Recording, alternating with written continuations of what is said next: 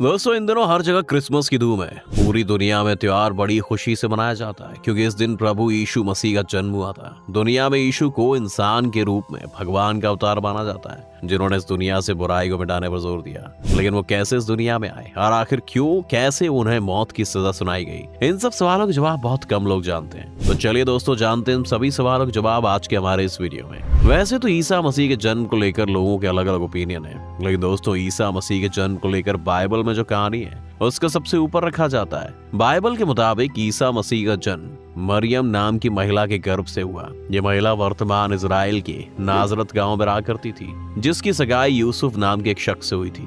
ये दोनों ही दिल के बहुत भले इंसान थे।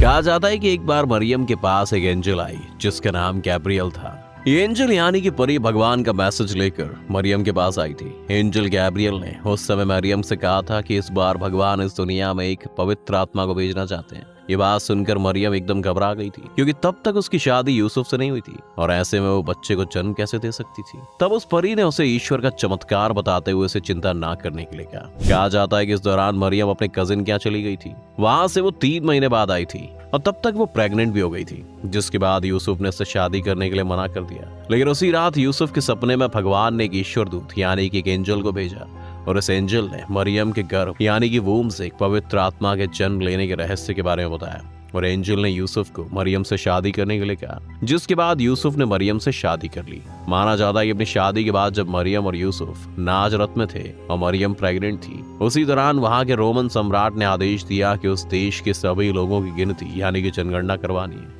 और जनगणना करने के लिए हर इंसान को बेतलेहम में जाकर अपना नाम दर्ज करवाना होगा। उस समय वहां के लोग बड़ी संख्या में इकट्ठा हुए थे और धर्मशाला में रुके थे।